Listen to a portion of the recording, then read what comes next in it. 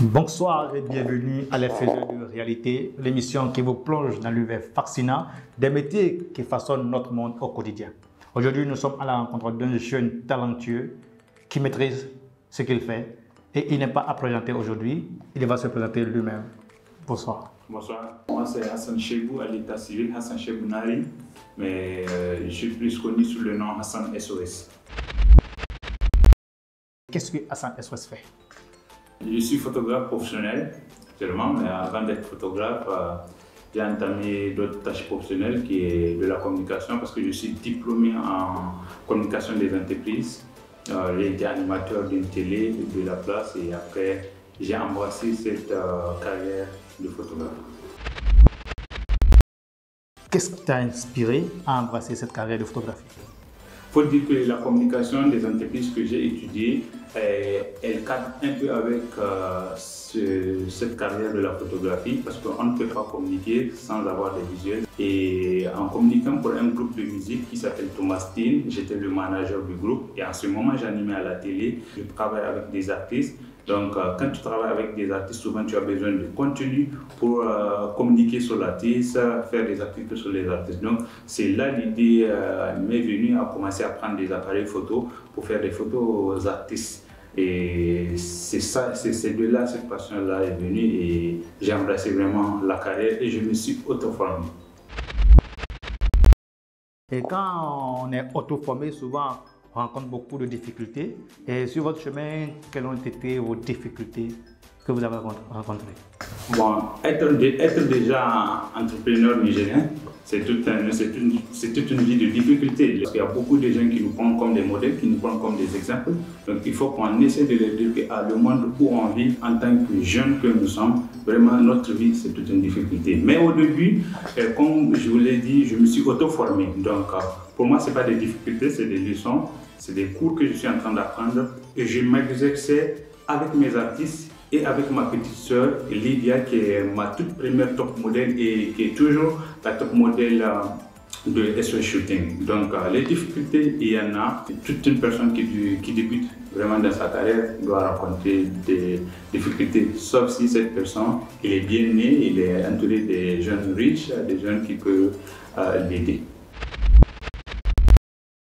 Et en parlant de Lydia, on voit Lydia sur toutes les plateformes de SOS, sur toutes les photos de SOS.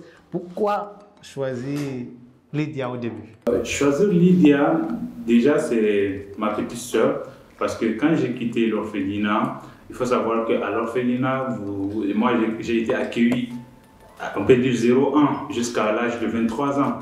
Donc, à la sortie maintenant, soit on vous place dans votre famille biologique, soit vous pouvez trouver en fait des parents, des familles d'accueil.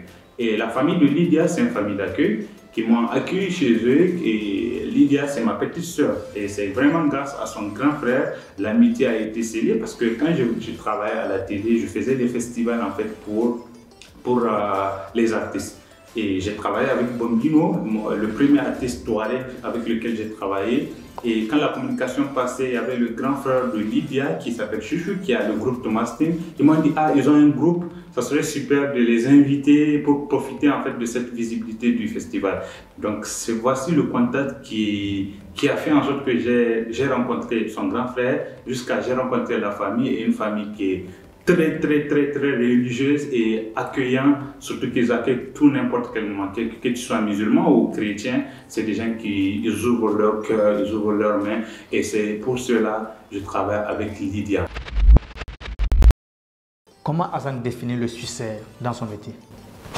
Bon, le succès, elle est définie sur plusieurs catégories, mais on peut dire que vu de là où on a quitté jusqu'à aujourd'hui, vraiment ce shooting, on peut crier victoire du succès.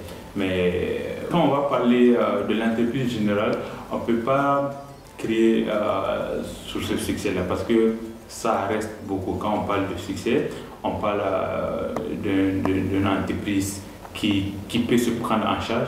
Aujourd'hui, SOS Shooting, beaucoup de jeunes veulent travailler avec SOS Shooting. Ils nous demandent des stages, d'offres d'emploi. On ne peut pas dépasser un certain nombre limite de personnel. Et qu'est-ce qui fait ça? C'est parce que on vit avec les moyens de bord, on vit avec la clientèle. Et si on prend depuis un an, avec la situation du pays, notre base de clientèle s'est rabaissée peut-être à 50% que les autres années. Il y a beaucoup même d'activités qu'on a arrêtées. Avant, on soutenait les jeunes, il y avait la minute freestyle, on investissait. C'est parce que ça marchait bien. Et maintenant, vraiment, ce n'est pas le cas. Donc, sur ce côté, on a des difficultés. On remercie le bon Dieu de là où on a quitté jusqu'à aujourd'hui. Je peux dire que c'est un succès. Sur le plan de la photographie, est-ce que SOS a eu à représenter le pays à l'international, sur le plan international? On avait commencé à sortir en 2021, c'était pour une caravane pour la photographie et ça s'est passé au Bénin. Maintenant en 2022, on était sur le festival CITA du textile.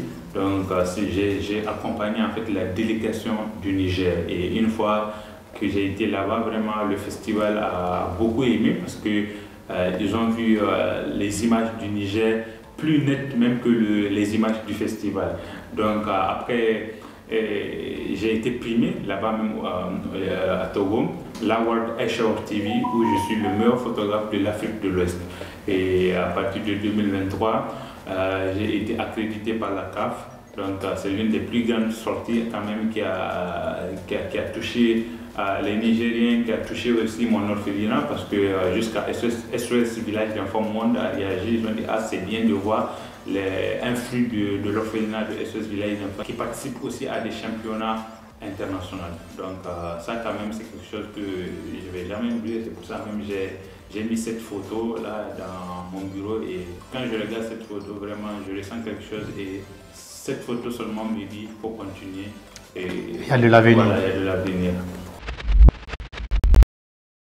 Quelles sont les misconceptions que les gens ont de vous? Parce que faire la photographie, beaucoup de gens peuvent parler mal de vous. Beaucoup de gens peuvent dire ah, ce qu'il fait, ce n'est pas bon. Pourquoi il a étudié, il a un diplôme, mais il veut faire la photographie? Moi, je pense qu'en tant que moi, Hassan, en tant que photographe, la misconception, quand elle ne vient pas de la famille, ce n'est pas grave. Quand elle vient des autres personnes qui sont sur Facebook, qui se font des idées, ça c'est rien.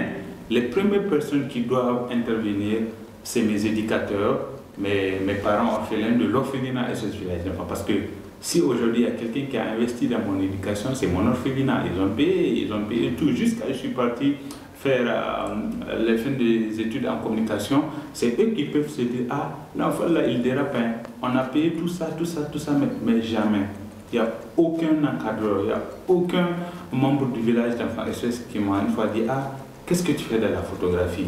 Mais ils étaient épatés de voir mon accréditation et c'est ce qui a fait que le SOS Family, parce qu'il y a SOS Niger, il y a SOS Bénin, SOS Côte d'Ivoire. Donc c'est SOS Côte d'Ivoire qui m'avait accueilli à Abidjan quand j'ai fait les 1 mois. Donc tu vois, et ils étaient fiers parce que beaucoup de gens aujourd'hui qui parlent sur toi sur les réseaux sociaux, c'est parce que tu fais quelque chose de très important qu'ils ne veulent pas qu'ils atteignent en fait l'objectif. Avant-hier, on avait fait une publication, il y a une dame qui a commenté ah, c'est de l'IA. Elle a dit que la photo qu'on avait postée, c'est le IA. La puissance de mon talent, elle est aujourd'hui égale à l'IA. Et aujourd'hui, comme l'IA s'est imposée, l'intelligence artificielle, on ne connaît plus le vrai créateur et le faux créateur. Il faut quoi? Il faut peut-être un festival de concours de photos où on va amener tout le monde est exercé au vu de tout le monde, chacun n'a qu'à éditer sa photo. C'est là on va savoir qui travaille avec le l'IA, qui ne travaille pas avec le l'IA. Donc, que je sois le meilleur photographe qui a été certifié par le monde entier, il y aura toujours des gens qui vont dire ah, il a étudié la communication, il est parti faire. La photographie, en fait, c'est de l'art. Et la photographie, quand tu te mets dedans, c'est l'art qui fait appel à toi.